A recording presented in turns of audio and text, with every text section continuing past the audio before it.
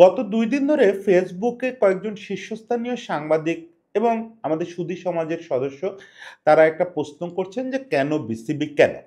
প্রশ্নটার কারণ হচ্ছে যে এই যে নারী কেলেঙ্কারি সহ বিভিন্ন ধরনের দুর্নীতির অভিযোগ বিসিবির বিভিন্ন জনকে নিয়ে উঠছে, এই অভিযোগগুলো তো একটা তদন্ত শুরু হয়েছে। খুবই যোগ্য একটা তদন্ত কমিটি দিয়ে তদন্ত হচ্ছে।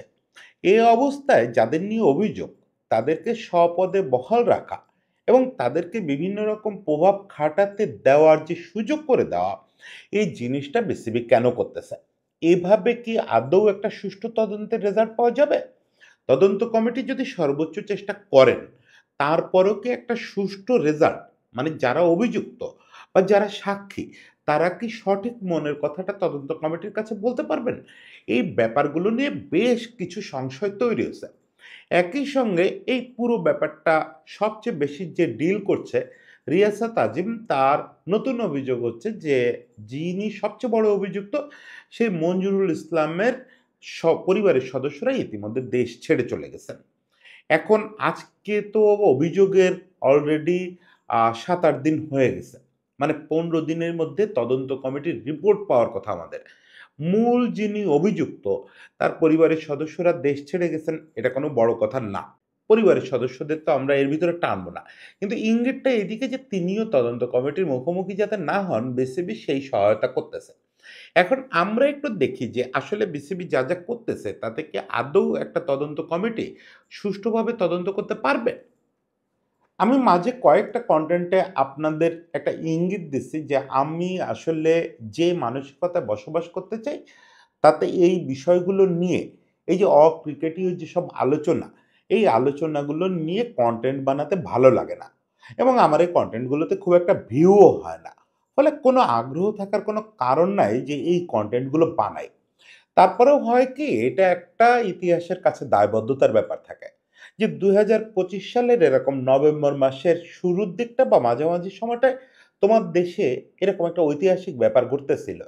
যে সময় মেয়েরা তাদের ভয়েস রেইজ করছিল। তুমি কি করতেছিলা?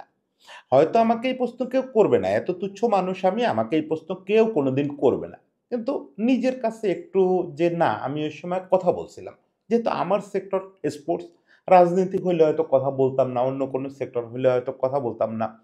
যেহেতু স্পোর্টস করেই খাই, ফলে এখানে একটু কথা বলার দায়টা তো থেকে যায়। সেই দায়টার আরেকটা বড় কারণ হচ্ছে যাদের বিপক্ষে অভিযোগগুলো তোলা হয়েছে, তাদের কাউরে তো এখনই দোষী বলে ছুঁড়েও ফেলাতে পারতেছি না।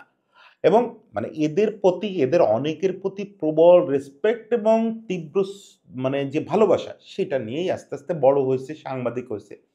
ফলে আমি প্রাণপণে চাই যে এই লোকগুলোর বিপক্ষে সত্যিকারের তদন্ত হোক, একদম মানে ধোঁয়া মোছা তদন্ত হোক। তারপরে যদি তারা নিরপরাধ ঘোষণা হন, আমি ফুলের মালা নিয়ে যেতে চাই। আর যদি তারা দোষী প্রমাণিত হন, তারা সর্বোচ্চ শাস্তি পাবেন। সেইটা দেখে আমরা অত্যন্ত মনোকষ্ট নিয়ে হলেও এটা বুঝতে পারবো যে আর কেউ এরকম পথে পা বাড়াবেন না। এখন সেই ব্যাপারটা হতে গেলে তো একটা ভালো তদন্ত হতে হবে।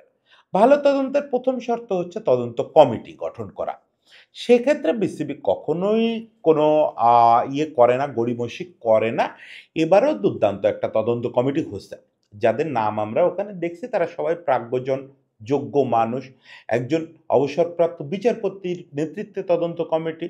ওই কমিটিতে আছেন এরকম কয়েকজনের প্রোফাইল সাক্ষ্য দেয় যে তারা এ ধরনের ঘটনা তদন্ত করায় মোর দ্যান ক্যাপাবল। ফলে তদন্ত কমিটির যোগ্যতা নিয়ে প্রশ্ন তোলার কোনো সুযোগই নাই। তদন্ত কমিটির যে স্ট্রাকচার শেষ পর্যন্ত এটা ওই যে আদালতের যে ডিরেক্টিভ ছিল সেই অনুযায়ীই হয়েছে। শুরুতে হয়েছিল না, পরে এখানে ২ জন সদস্য যোগ করায় এটা একদম আদালতের যে ডিরেক্টিভ সেই অনুযায়ী হয়েছে। এখন কথা হচ্ছে যে একটা ভালো তদন্ত কমিটি চাইলেই কি সুন্দর তদন্ত করতে পারে? সবকিছু কি তাদের মন মতো চলে? চলে না। তদন্ত কমিটি খানিকটা বিচারকের মতো, খানিকটা বিচারকের মতো।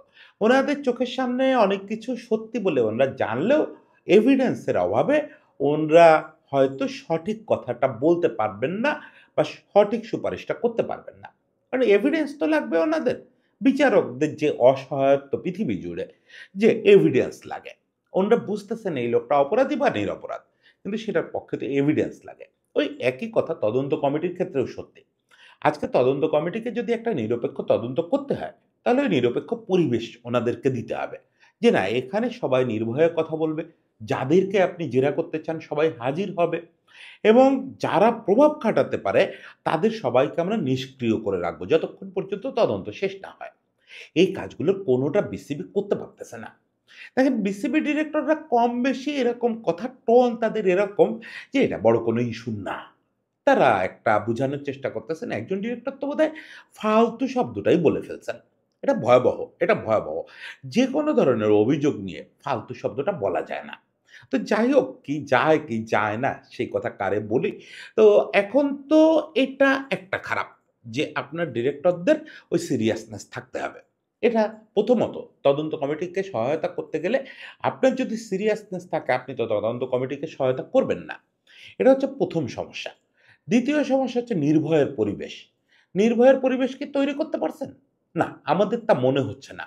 নির্ভয়ের পরিবেশ তৈরি করতে পারছেন। আর যে লোকগুলোর বিপক্ষে অভিযোগ তার ভিতরে কয়েকজন বিসিবি স্টাফ আছেন। আমরা শুরুতে শুনলাম ওনাদেরকে ওএসডি করা হয়েছে। পরে কোনো মিডিয়া দাবি করতেছে যে না আসলে ওএসডি করা হয় নাই। কোনটা সত্যি আমি নিশ্চিত না। কিন্তু যেটাই হোক ওনাদেরকে দেখা গেছে সর্বশেষ কয়েকদিন ওনারা বিকেএসপিতে ঘোরাঘুরি করতেছেন। এরকম কয়েকজন অভিযুক্ত যারা উইমেনস উইং এ চাকরি করেন।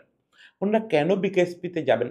আপনি বলতে পারেন বিকেএসপিতে গেলে সমস্যা কি? দুনিয়ায় এত জায়গা আছে, বিকেএসপিতে তো যাইতেই পারে একটা লোক। না, পারে না।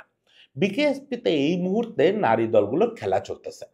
নারী দলগুলোর যে গুরুত্বপূর্ণ সদস্য যাদের আরকি সাক্ষ্য দেওয়া সম্ভব এই ব্যাপারগুলোতে, যারা ব্যাপারগুলো কাছ থেকে দেখছে, তারা এই পক্ষে ও পক্ষে যেকোনো পক্ষে হোক তাদের সাক্ষ্য দেওয়া দরকার। সেই সদস্যদের কাছাকাছি যদি অভিযুক্তরা কেউ যায়, এটা অবশ্যই আমরা সন্দেহের চোখে দেখব। কোনো মিডিয়া তো এমনও দাবি করতেছেন, কেউ দাবি করতেছেন যে ওনারা সরাসরি প্রত্যেক নারী ক্রিকেটারের সঙ্গে আলাদা করে কথা বলতেছেন। এটা তো ভয়াবহ অভিযোগ, ভয়াবহ অভিযোগ। ওমেন্স উইং এ চাকরিরত কয়েকজন মানুষের বিপক্ষেই অভিযোগ উঠছে। তারা ওএসডি হয়ে থাকার কথা। তাদের এখন কোনো বিষয়ে সম্পৃক্ত হওয়ার সুযোগই নেই। তা না করে তারা এখন বিকেএসপিতে যেখানে নারী দলগুলো খেলায় অংশ নিচ্ছে, সেখানে গিয়ে নারী খেলোয়াড়দের সঙ্গে কথা বলতেছেন। সেই কথাগুলো নিশ্চয়ই শুধু সৌজন্য বিনিময় না। এটুকু তো যে কেউ বোঝে। ফলে এই নারী ক্রিকেটাররা নির্ভয়ের পরিবেশে নাই। এছাড়াও কোনো রিপোর্টার ফেসবুক স্ট্যাটাসে বা তাদের কনটেন্টে দাবি করতেছেন যে ক্রিকেটারদের ফোনে হুমকি দেওয়া হচ্ছে।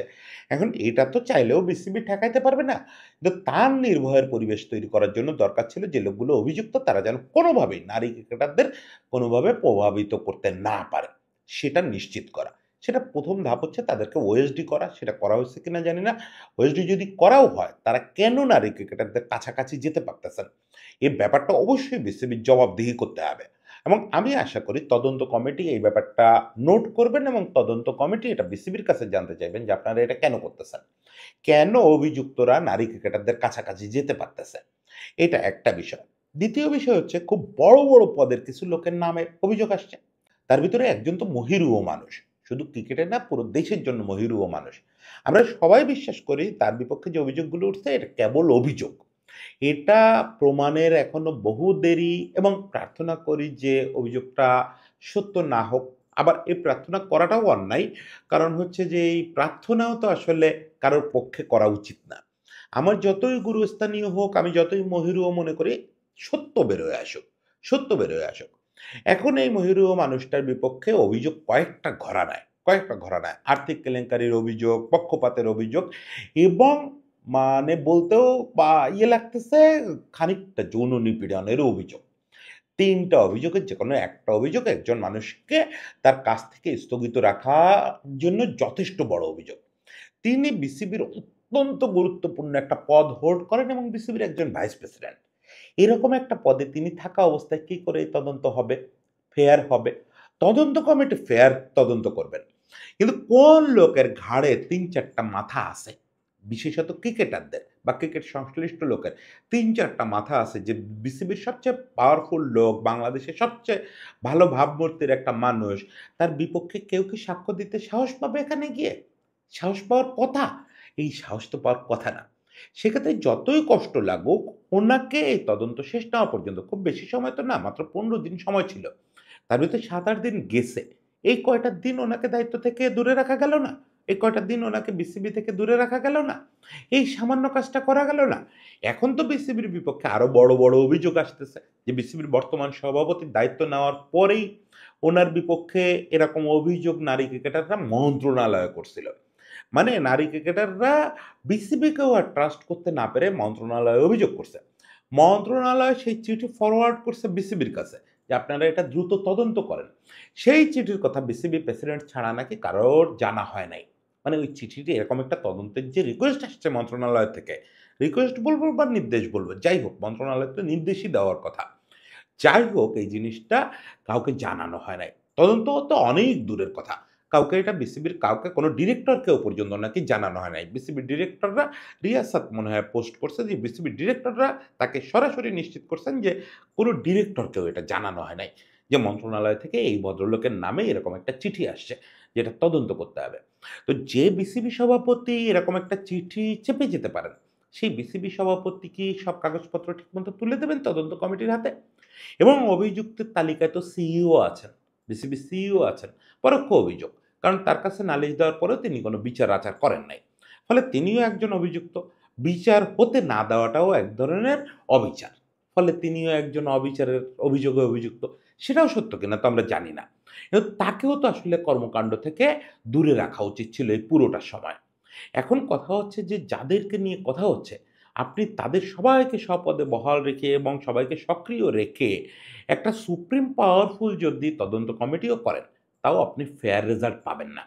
ফেয়ার রেজাল্ট পাবেন না। আপনি বলতে পারেন যে, "না, আমি মানসিকভাবে চাই যে ফেয়ার রেজাল্ট আসুক। সবাই সর্বোচ্চ সাহস নিয়েই ওখানে জবানবন্দি দিক, ওখানে সাক্ষ্য দিক। আমি কাউকে বাধা দেব না।" এবং হয়তো সেটাই সত্যি। হয়তো এই কেউ যতজন অভিযুক্ত আছেন কেউই এটাতে হস্তক্ষেপ করতে চান না। কিন্তু একটা মানসিক ভীতির ব্যাপার আছে। আমাকে যদি এখন ক্ষমতাসীন কারোর বিপক্ষে তারই গঠিত কোনো একটা তদন্ত কমিটিতে সাক্ষ্য দিতে বলা হয়, আমি সাহস পাবো না। আমি তার বিপক্ষে কিছু বলার সাহস পাবো না।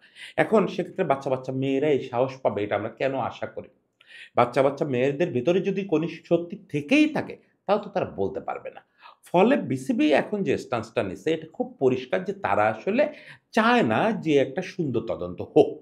এই বিসিবির অবস্থানটা তাদের মনের কথা কি আমরা জানি না। কিন্তু বিসিবির যে কর্মকাণ্ড সেটা বলে দিচ্ছে যে তারা তদন্ত কমিটির কাছ থেকে খুব ভালো রিপোর্ট চায় না। এবং মানে আমরা তো রিপোর্ট আসার পরেও দেখব যে রিপোর্ট খুব ভালো এক্সিকিউট হচ্ছে না, সুপারিশগুলো বাস্তবায়ন হচ্ছে না, সেই পর্যায়ে নতুন করে কথা বলতে হবে। আগে হচ্ছে তদন্ত কমিটিকে সহায়তা করার যে পরিবেশ, তদন্ত কমিটির জন্য যে উদার একটা পরিবেশ থাকা উচিত, উন্মুক্ত পরিবেশ থাকা উচিত, সেটাই বিসিবি ক্রিয়েট করতে ব্যর্থ হচ্ছে। এখন আসলে আমরা দেখলাম যে আজকেই ক্রীড়া মন্ত্রণালয় তথা জাতীয় ক্রীড়া পরিষদ একটা আ ইয়ে আ নির্দেশ জারি করছে সবগুলো ফেডারেশনের প্রতি যে তার ফেডারেশন নিয়ে তারা যেন আদালতের নির্দেশ অনুযায়ী একটা তদন্ত কমিটি করে এই ধরনের অভিযোগ থাকলে সেগুলো নিষ্পত্তি করে। সেগুলোর প্রপার তদন্ত করায়। এখন রাষ্ট্র যেহেতু এটুকু ব্যবস্থা নিচ্ছেন, রাষ্ট্রকে আমার মনে হয় একটু হস্তক্ষেপ করার টাইম চলে আসছে। এনএসসি হোক, ক্রীড়া মন্ত্রণালয় হোক, যে রূপেই হোক রাষ্ট্রকে এখন হস্তক্ষেপ করতে হবে। তাদেরকেই আসলে এনশিওর করতে হবে যে বিসিবি যেন এই তদন্ত কমিটির তদন্ত চলা অবস্থায় এই যে অভিযুক্ত আছেন, যে ক্যাপাসিটিতে আছেন তাদেরকে ক্রিকেট এবং নারী ক্রিকেটার থেকে দূরে রাখেন। ক্রিকেট সংগঠন এবং নারী ক্রিকেটারদের থেকে দূরে রাখেন। এটা নিশ্চিত করতে হবে। সেজন্য যদি এমনও হয় যে এই তদন্ত কমিটিকে নতুন করে ১৫ দিন সময় দিতে হবে, সেটাও খারাপ না। কিন্তু এভাবে ওনাদের হাত-পা বেঁধে, তদন্ত কমিটির হাত-পা বেঁধে তাদের কাছ থেকে একটা ভালো রিপোর্ট আশা করা, এটা আল্টিমেটলি ওনাদেরকে বিব্রত করা হবে। এবং আমরা এত মানে ভয়ংকর একটা ঘটনা, এটা সত্য জানা থেকে হয়তো দূরে থেকে যাব। এই শঙ্কায় বিসিবি আমাদের ফেলে দিছে। এখন বিসিবির কাছে আর রিকোয়েস্ট করতে চাই না আমরা। আমরা রাষ্ট্রের কাছে রিকোয়েস্ট করতে চাই যে রাষ্ট্র যেন এখানে হস্তক্ষেপ করে একটা প্রপার তদন্তের ব্যবস্থা করেন। সবাই ভালো থাকবেন। সবার জন্য শুভেচ্ছা।